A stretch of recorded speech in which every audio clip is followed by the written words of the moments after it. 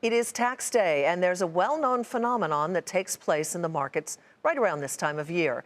As we've reported, stocks tend to dip right before taxes come due. But is the end of tax season typically a boost for the bulls? Dominic Chu takes a look. The two certainties in life, death and taxes. And for investors, tax season doesn't necessarily have to feel like death, at least if history ends up repeating itself. The month of April has long been regarded as one of the strongest months of the year for stock returns. According to data from LPL Research, over the past 20 years, the S&P 500 has averaged a gain of 2% during the month. But the gains are typically stacked during the second half of the month, which just happens to be in the time typically following each year's tax filing deadline. Market bulls have a lot going for them.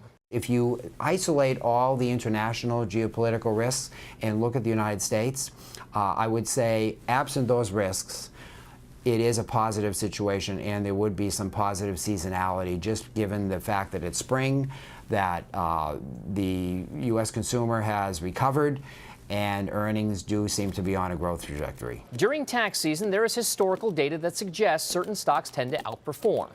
Since 1980, some of the biggest winners have been Hasbro, Ford Electric Utility, NextEra Energy, and industrial tools company Snap-on in the 20 trading days following the tax deadline. But just because something has trended one way historically doesn't necessarily mean it will repeat itself.